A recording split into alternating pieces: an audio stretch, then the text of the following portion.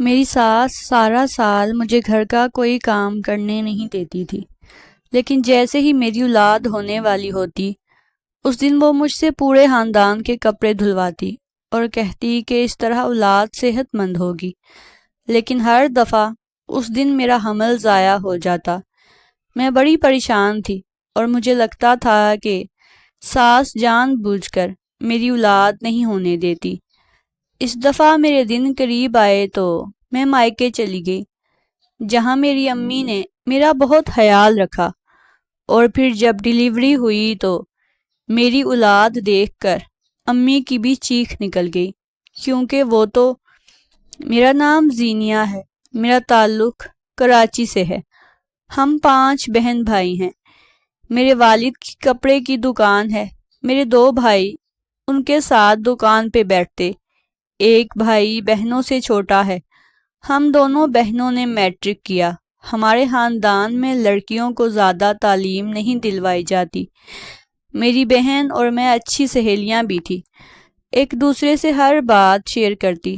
ہم دونوں میں اتنی انڈرسٹینڈنگ تھی کہ ہمیں کسی اور کی ضرورت نہیں پڑتی۔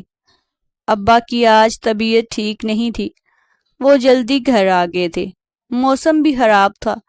وہ میرے بھائیوں سے کہہ رہے تھے مغرب سے پہلے گھر آ جانا، تم لوگ دکان بند کر کے۔ اماں نے کھانا دیا اور مجھے آواز دی کہ عائشہ، جو میری بڑی بہن تھی، اسے چھت سے بلا لاؤ، شام ہونے والی ہے۔ میں چھت پہ آئی تو وہ کسی سے فون پہ بات کر رہی تھی۔ مجھے دیکھ کے فون بند کر دیا۔ میں نے کہا کہ اماں بلا رہی ہیں، نیچے آؤ۔ تو اس نے مجھے کہا تم چلو، میں آتی ہوں۔ عائشہ کسی لڑکے سے بات کر رہی تھی، اور اب معاملہ اتنا بڑھ چکا تھا کہ وہ لڑکا اب گھر رشتہ بھیجنا چاہتا تھا۔ لیکن عائشہ کو سمجھ نہیں آ رہی تھی اماں سے کیسے بات کرے تاکہ وہ ابا کو منائے۔ رات کو مجھے عائشہ نے بتایا یہ معاملہ ہے۔ میں عدیل کو 6 ماہ سے جانتی ہوں۔ وہ بہت اچھا انسان ہے، انتہائی سلجھے کردار کا مالک ہے۔ تم کوئی طریقہ ڈھونڈو کہ اماں کو شک بھی نہ ہو اور ہمارے رشتہ ہو جائے۔ میں نے اماں سے اپنی ایک سہیلی کا ذکر کیا کہ اس کی جاننے والی ہے اور اپنے بیٹے کے لیے لڑکی ڈھونڈ رہے ہیں، اگر آپ کہیں تو عائشہ کی بات چلائیں۔ اماں نے کہا کہ ٹھیک ہے، کرو بات، ویسے بھی عائشہ کی اب شادی کی عمر ہے۔ عائشہ اور میں بہت خوش تھے۔ وہ دن بھی آ گیا جب عدیل اپنی والدہ اور اپنے بڑے بھائی کو لے کر ہمارے گھر آیا۔ عدیل اچھے کھاتے پیتے گھر کا لڑکا تھا اور خوبصورت بھی تھا۔ اماں ابا کو رشتہ پسند آ گیا تھا۔ ابا نے کہا کہ اب وہ لوگ ایک بار عدیل کا کاروبار اور گھر دیکھنے آئیں گے، پھر بات کریں گے۔ ابا کو فکر تھی لڑکا کوئی کام بھی کرتا ہے یا فارغ ہی ہے۔ اگلے اتوار کو ابا، اماں اور عاشر بھائی رشتہ دیکھنے جا رہے تھے۔ میں نے ضد شروع کر دی مجھے بھی لے چلیں۔ اماں نے منع کر دیا، لیکن ابا مان گئے، کہنے لگے بچیوں کو شوق ہوتا ہے، کوئی بات نہیں، آنے دو ساتھ۔ ہم لوگ جب وہاں پہنچے تو ان لوگوں نے بہت اچھے سے استقبال کیا۔ گھر بھی اچھا ٹھیک ٹھاک تھا، 2 بھائی اور ایک چھوٹی بہن تھی۔ والد فوت ہو گئے تھے۔ والدہ تھی جو نہایت ہی سادہ سی مزاج کی بھلی عورت لگی۔ مجھے عدیل بھائی گھر دکھانے کے لیے لے گئے، ایک کمرے کے سامنے رکے اور بولے آؤ تمہیں بڑے لوگوں سے ملواؤں۔ کمرے میں ہر طرف اندھیرا تھا۔ عدیل بھائی نے لائٹ جلائی تو سامنے کرسی پہ وہ شخص سگریٹ لگائے بیٹھا تھا۔ روشنی ہوتے ہی اپنی آنکھیں کھول دی، ہمیں دیکھ کے سگریٹ ٹرے میں مسلنے لگا۔ عدیل بھائی نے میرا تعارف کروایا اور پھر مجھے بتایا کہ یہ میرے بڑے بھائی ہیں۔ آج جو کچھ ہم ہیں ان کی محبت اور محنت کا نتیجہ ہے۔ میں نے سلام کیا تو اس نے صرف سر ہلا کر جواب دیا۔ میں نے غور کیا وہ عدیل سے زیادہ خوبصورت انسان تھا۔ یقیناً لڑکیاں اس کے آگے پیچھے پھرتی ہوں گی، اسی لیے تو مغرور ہے۔ ہم سب کو رشتہ بہت پسند آیا تھا اور اب اگلے ہفتے منگنی تھی۔ ہم سب بہت خوش تھے۔ منگنی والے دن ان لوگوں نے میرا رشتہ مانگ لیا، عدیل کے بڑے بھائی آصف کے لیے، جو مجھ سے 10 سال بڑا تھا۔ ابا نے اور بھائیوں نے کہا کہ یہ نہیں ہو سکتا، زینیا کی عمر کم ہے اور آصف کی عمر زیادہ ہے، لیکن وہ لوگ نہیں مانے بلکہ عائشہ کا رشتہ توڑنے کی بات کر دی۔ اماں بہت پریشان تھی، سارے رشتہ دار باہر جمع تھے۔ کیا سوچتے، کیا بات ہوئی جو منگنی کے دن ہی ان لوگوں نے منگنی توڑ دی۔ ابا بھی پریشان تھے، لیکن عاشر بھائی نے کہا کہ عمر زیادہ ہونے کے علاوہ کوئی وجہ نہیں ہے کہ رشتے سے انکار کیا جائے۔ آپ ہاں کر دیں، لڑکا پڑھا لکھا ہے، اپنا کاروبار ہے، اس طرح یہ رشتہ ہو گیا۔ اس دن ابا بہت غصے میں گھر آئے، آتے ہی عاشر بھائی سے لڑنے لگے کیونکہ بھائی نے کسی ہندو لڑکی سے شادی کر لی تھی۔ ابا بار بار یہی کہہ رہے تھے کہ مسلمان لڑکیاں مر گئی تھی، جو یہ چلن دکھایا تمہیں ہندو لڑکی ہی ملی تھی۔ ابا مطالبہ کر رہے تھے کہ بھائی اسے طلاق دے دے، مگر بھائی نے صاف جواب دے دیا کہ اگر میرا گھر پہ رہنا برداشت نہیں تو میں گھر چھوڑ جاتا ہوں۔ بھائی کمرے میں گئے اور کچھ کپڑے بیگ میں رکھے اور گھر چھوڑ کے جانے لگے۔ اماں ابا کے پاؤں پڑ گئی کہ میرے بیٹے کو روک لیں۔ ابا نے کہا جاتا ہے تو جائے، اس نے غیر مذہب سے رشتہ جوڑ کے خود ہی ہم سے رشتہ توڑا ہے۔ بھائی کو گئے 6 ماہ ہو گئے تھے، کسی کو نہیں پتا تھا کہاں ہے۔ اماں کی طبیعت خراب رہنے لگی تھی۔ میرے دوسرے بھائی اور ابا بھی سمجھاتے کہ جب عاشر نہیں سوچتا تمہارا تو تم کیوں دل سے لگائے رکھتی ہو، لیکن ماؤں کے دل ایسے ہی ہوتے ہیں، جب تک بچے گھر نہ آئیں آنکھیں دہلیز پہ رہتی ہیں۔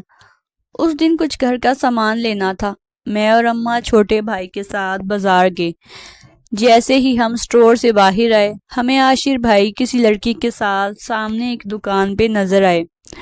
بھائی نے اور میں نے دیکھ لیا، اماں کی نظر نہیں پڑی تھی۔ بھائی نے مجھے آنکھوں میں سمجھایا، میں جلدی سے اماں کے سامنے کھڑی ہو گئی۔ بھائی نے کہا تم دونوں رکشے پہ گھر چلو، میں کچھ دیر میں آتا ہوں۔ بھائی نے رکشہ روک کر ہمیں بھیج دیا، خود عاشر بھائی کا پیچھا کیا۔ رات کو واپس آئے تو میرے کمرے میں آئے، مجھے اور عائشہ کو بتایا کہ عاشر بھائی یہیں ہیں اور اپنی بیوی کے ساتھ ایک کرائے کے اپارٹمنٹ میں رہ رہے ہیں۔ وہ لڑکی ایک آرمی ڈاکٹر ہے اور بے حد خوبصورت لڑکی ہے۔ میں اور عائشہ نے بھائی کو غور سے دیکھا، بھائی ہنسنے لگے۔ ہم نے کہا ہمیں اور ابا کو اس کے ہندو ہونے پر اعتراض ہے۔ اس دن موسم شدید خراب تھا، تیز آندھی اور بارش ہو رہی تھی۔ مجھے ہمیشہ ہی ایسے موسم سے بہت ڈر لگتا تھا۔ عائشہ کھڑکی کھولے گلی میں جھانک رہی تھی جب ایمبولینس گلی کی نکڑ پہ رکی۔ عائشہ نے بے اختیار ہی مجھے آواز دی اور کہا زینیا، پتہ نہیں کون ہے بیچارہ، ادھر آؤ۔ ایمبولینس آئی گلی میں۔ اسی وقت کسی نے ہمارے گھر کا دروازہ بری طرح پیٹ ڈالا۔ چھوٹے بھائی نے دروازہ کھولا اور یہ بری خبر، یہ منحوس گھڑی ہمارے گھر ہی آئی تھی۔ عاشر بھائی کا ایکسیڈنٹ ہوا تھا اور وہ وہیں دم توڑ گئے تھے، انہیں گھر لا رہے تھے۔ ساتھ بے حد خوبصورت لڑکی بھی تھی جو بری طرح بلک رہی تھی۔ اس بات کو 4 ماہ گزر گئے تھے، لیکن لگتا تھا یہ قیامت ہمارے گھر پہ ابھی ہی ٹوٹی ہے۔ میری اماں نے خود کو کمرے تک رکھا ہوا تھا، روتی رہتی، نہ کسی سے بات کرتی، نہ ٹھیک سے کچھ کھاتی۔ ابا کا بھی یہی حال تھا، انہیں شدید پچھتاوا تھا جو جینے نہیں دے رہا تھا، اور اماں کو ابا پہ غصہ بھی تھا، وہ ان سے بات نہیں کرتی تھی۔ بھائی کی بیوی اس دن سے یہیں تھی، عائشہ اور میں ہی اسے کھانا دے آتے، کبھی کھا لیتی اور کبھی ایسے ہی رکھا۔ سب کی نفرت کا نشانہ بھی وہی تھی۔ اماں کہتی یہ ڈائن میرے بیٹے کو کھا گئی، ابا کہتے ہندو ہمارے رشتہ دار ہو گئے، اس گھر سے برکت ہی اٹھ گئی۔ عائشہ کو اس پہ بہت ہمدردی تھی، اس پہ بہت ترس آتا تھا، کہتی اس کا نقصان کسی کو نظر کیوں نہیں آتا، کوئی اس کا بھی سوچو، اس نے بھی اپنا سب کچھ کھو دیا ہے۔ لیکن مجھے اس سے نفرت تھی، اسے کب کا دھکے مار کے نکال دیتے میں اور اماں، لیکن ہمیں اس بچے کی فکر تھی جو بھائی کا تھا۔ اماں اسے نہ چاہتے ہوئے بھی آج چیک اپ کے لیے ہاسپٹل لے گئی تھی۔ ڈاکٹر نے بتایا بچی ہے۔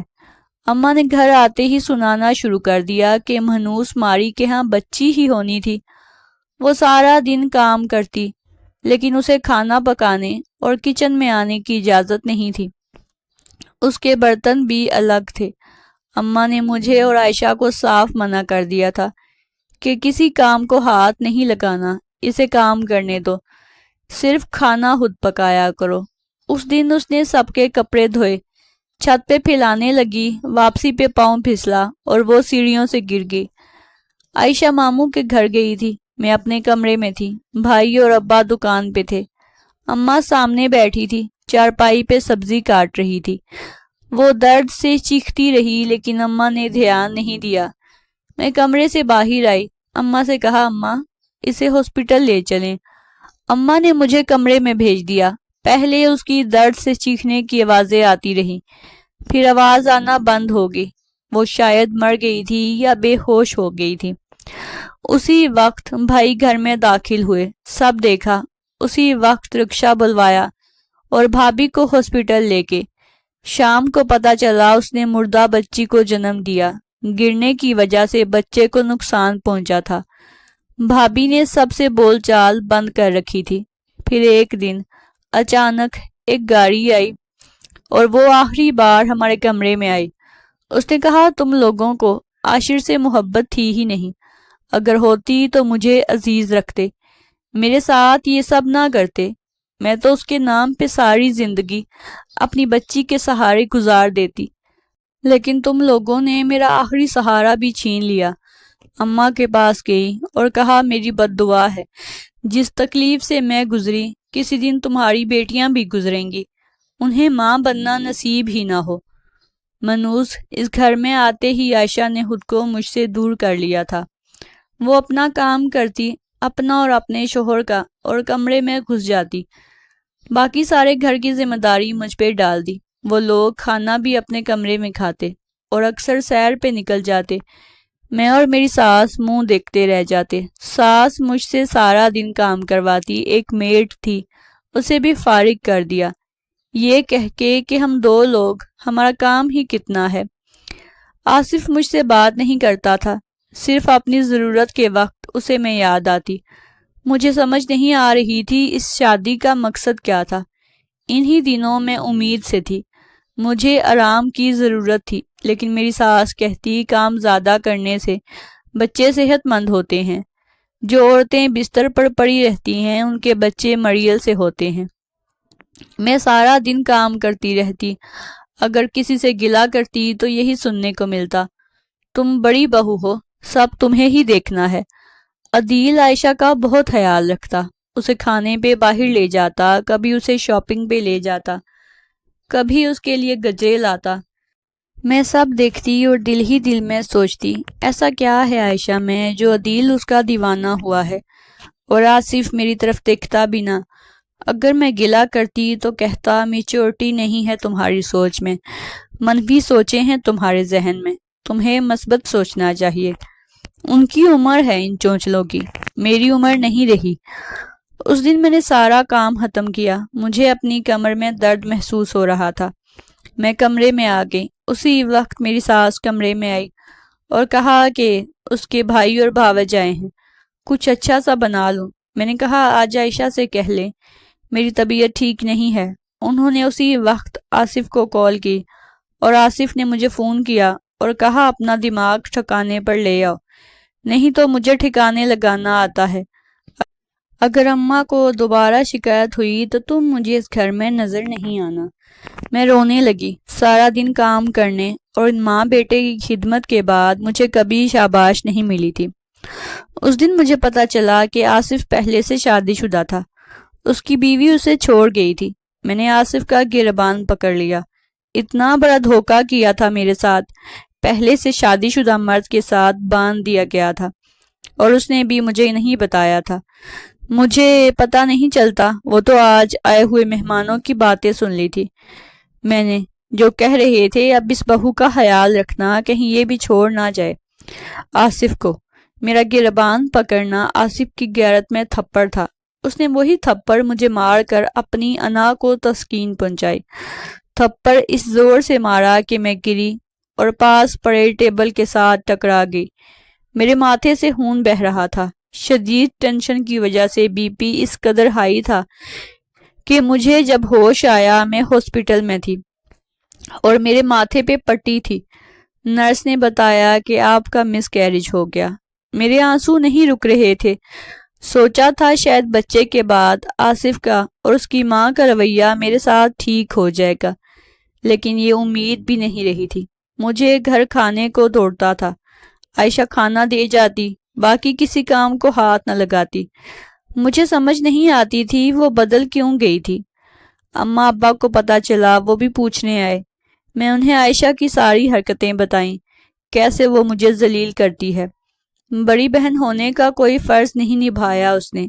ابا نے کہا وہ الگ ہے تم لوگوں سے، اس کی اپنی ذمہ داریاں ہیں، تم لوگ اپنا خود دیکھو، کوئی کام والی رکھ لو۔ میں حیران تھی، سب کے سب اس کی سائیڈ لیتے تھے۔ بھائی کی شادی کی تاریخ رکھ دی گئی تھی۔ عائشہ کچھ دن پہلے چلی گئی تھی۔ عدیل نے اسے ساری شاپنگ کروائی اور میری نہ شاپنگ ہوئی تھی۔ میں نے آصف سے کہہ دیا کہ مجھے اماں کے گھر جانا ہے۔ وہ تو ہتھے سے اکھڑ گیا، کہنے لگا تمہاری بہن بھی چلی گئی، تم بھی نکل جاؤ، ہم گھر والوں کو لنگر ہانے چھوڑاؤ، شرم کرو، گھر کی فکر کرو، گھر کو کون دیکھے گا۔ مہندی والے دن آصف مجھے اور اپنی ماں کو چھوڑ گیا، خود بارات پہ آنے کو کہا۔ اماں کے گلے شکوے ختم نہیں ہو رہے تھے۔ ابا بھی ناراض تھے کہ میں لوگوں کی طرح شرکت کرنے آئی ہوں۔ اب میں انہیں کیا بتاتی کہ میں کیسے اس جہنم میں جی رہی تھی، سب کو میں ہی قصوروار لگ رہی تھی۔ شادی میں بھی آصف کا رویہ سب کے ساتھ عجیب ہی رہا۔ میری ساس بھی ایک طرف ہو کے بیٹھ گئی اور نقص نکالتی رہی۔ اماں اب اکثر مجھے فون کرتی اور کہتی کہ تمہارے ابا جو بہو ڈھونڈ کے لائے، یہ ہمیں سزا ملی ہے۔ میری بھابھی جویریہ جو بہت ہی چالاک لڑکی تھی، کھاتے پیتے گھر سے تھی، نخرے ہی کم نہیں ہو رہے تھے، کسی کو کچھ سمجھتی ہی نہیں تھی، کسی کام کو ہاتھ نہیں لگاتی تھی۔ بھائی نے کام والی رکھ کے دی تھی، کہا تھا کھانا خود بنانا، لیکن اماں نے بتایا اسے کھانا بنانا آتا ہی نہیں تھا۔ روز کوئی فساد کرتی، اماں سے بدتمیزی کرتی، ابا کو تو بلاتی نہیں تھی۔ پھر ایک دن پتہ چلا، اس نے کہا وہ اس گھر میں نہیں رہے گی اور اسے الگ گھر چاہیے۔ آصف اس دن گھر آیا تو پریشان تھا، اپنی ماں سے کہہ رہا تھا عدیل کاروبار میں اپنا حصہ مانگ رہا ہے۔ ابھی بات ہو رہی تھی کہ عدیل اور عائشہ وہاں آ کے اور یہی بات کی۔ میری ساس نے کہا چھوٹا بھائی ہے تیرا، جو بنتا ہے دے دے اسے۔ آصف نے حیرانی سے ماں کو دیکھا، وہ شاید سوچ رہا تھا ماں منع کر دے گی اسے، لیکن یہاں معاملہ ہی الٹ گیا تھا۔ آصف نے اس بات کو دل پہ لے لیا تھا۔ محنت اس کی تھی، لیکن اب عدیل حصے دار بن گیا تھا۔ دوسرے دن مستری آ گئے اور گھر میں دیوار بھی بن گئی۔ آصف کمرے سے نہیں نکلا۔ اماں سارا دن کبھی ادھر اور کبھی ادھر، پتہ نہیں میری ساس کو کس بات کی خوشی تھی۔ ہم لوگ سوچتے نہیں ہیں کہ دوسروں کے ساتھ برا کر کے اپنے لیے اچھے کی امید بیکار ہے۔ آدھی رات گزر چکی تھی اور نیند میری آنکھوں سے دور تھی۔ اب یہی ہوتا، رات آنکھوں میں کٹ جاتی۔ میں اب نیند کی گولیاں لینے لگی تھی، جس وجہ سے دن بدن میری حالت بری رہتی۔ میں دن بدن کمزور ہو رہی تھی۔ میری ساس کا رویہ اب کچھ بہتر نہیں تھا، تو یہ تھا کہ روک ٹوک نہیں کرتی تھی۔ آصف تو پہلے بھی مجھے کسی گنتی میں نہیں سمجھتا تھا، اب بھی بات نہیں کرتا تھا۔ اس دن آصف کے ماموں اور ممانی پھر سے ملنے آئے۔ میری ساس عائشہ کے ساتھ بازار گئی تھی۔ انہوں نے مجھ سے پوچھا کہ آصف کا رویہ میرے ساتھ کیسا ہے۔ میں خاموش رہی تو وہ کہنے لگی آصف کو پہلی بیوی سے محبت تھی، خاندان میں چاند سورج کی جوڑی کہتے تھے، دونوں میں بہت پیار تھا، بہت زیادہ۔ آصف اور وہ لڑکی یونیورسٹی میں ساتھ ہی پڑھتے تھے۔ عالیہ بہت خوبصورت اور اونچے گھرانے کی تھی۔ آصف نے جب اسے پرپوز کیا، اس نے کہا میرے والدین سے بات کرو، اگر مان گئے تو مجھے اعتراض نہیں۔ آصف کی ماں راضی نہیں تھی، لیکن آصف نے انہیں منا ہی لیا۔ عالیہ کے والدین نے آصف کو پسند کر لیا اور آصف کی شادی عالیہ سے ہو گئی۔ آصف بہت خوش تھا، اس کی دلی مراد پوری ہو گئی تھی، جسے چاہا اسے پا لیا تھا، اس کے خواب پورے ہو گئے تھے۔ عالیہ اور آصف کی دعوتیں کی جا رہی تھی، سارے خاندان میں کبھی وہ کہیں جاتے اور کبھی کسی رشتہ دار کے ہاں۔ اس دن وہ ہمارے گھر کھانے پہ آئے تھے۔ عالیہ نے آصف سے جلدی جلدی کی رٹ لگا رکھی تھی۔ میں نے کہا کہ اتنی جلدی کیا ہے، آج رات ہماری طرف رک جاؤ۔ ابھی باتیں ہو ہی رہی تھی کہ میرا بیٹا دائم آ گیا۔ وہ بھی یونیورسٹی میں ان کا کلاس فیلو تھا، لیکن شاید عالیہ کو یہ بات پتہ نہیں تھی، یا شاید آصف نے بتایا نہیں تھا۔ اسے دائم کی اچھی دوستی تھی۔ عالیہ سے ہمیں اس دن پتہ چلا۔ عالیہ دائم سے مل کے بہت خوش تھی اور دائم سے باتوں میں مگن تھی۔ اسے اب یاد ہی نہیں رہا کہ کچھ دیر پہلے اسے جانے کی جلدی تھی۔ میں نے اصرار کیا اور آصف رکنے پہ آمادہ ہو گیا، اور آج میں سوچتی ہوں کاش میں اس دن رکنے کا نہ کہتی۔ آصف کمرے میں آ گیا اور سو گیا، لیکن عالیہ اور دائم دیر تک باتیں کرتے رہے۔ ہمیں نہیں پتا تھا یہ باتیں کتنی بڑی تباہی لے آئیں گی۔ دائم کسی نہ کسی بہانے عالیہ کے گھر ہوتا۔ عالیہ نئے نئے کھانے بناتی، اسے کھلاتی۔ دائم کھانے کا شوقین تھا اور بہت ہی خوش مزاج انسان تھا، جبکہ آصف ایک خاموش شخص تھا۔ پھر یہ ہونے لگا، عالیہ تیار ہوتی اور آصف کے سامنے دائم کی تعریفیں سمیٹتی۔ آصف کو بتائے بغیر دائم کے ساتھ سیر کرنے چلی جاتی اور کبھی باہر کھانے پہ۔